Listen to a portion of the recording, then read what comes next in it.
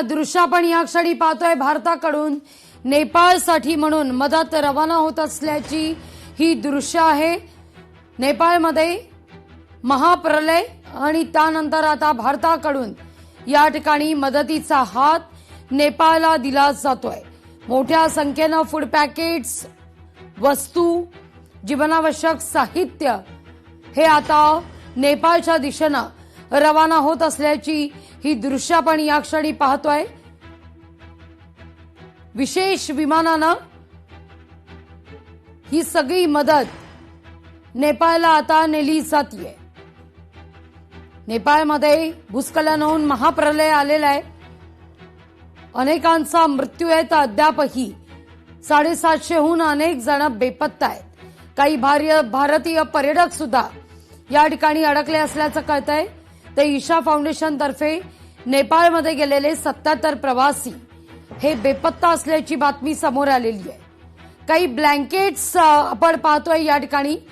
हे ब्लँकेट्स भारताकडून नेपाळला पुरवले जाणार आहेत। मदतीचा हात भारताकडून नेपाळला।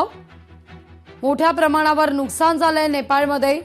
घराच्या घर पुरात वाहून गेली आहे। होतं नव्हतं सगळं गेलेलं आहे।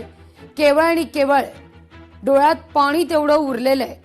आणि याकरता म्हणून मैत्रीपूर्ण भारताची ही मदत, भारतानं दिलेला हा मदतीचा हात, एनडीआरएफची टीम आणि ही टीम या ठिकाणी आता नेपाळसाठी मदत पुरवत असल्याची ही दृश्य आपण या क्षणी पाहतोय।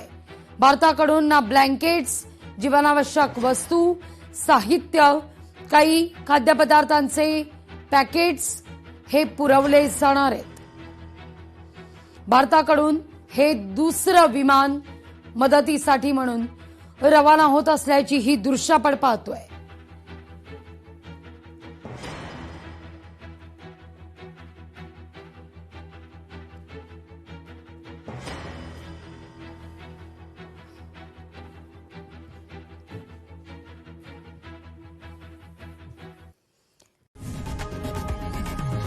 लोकशाही मराठी ऐका, पहा, जागरूक रहा।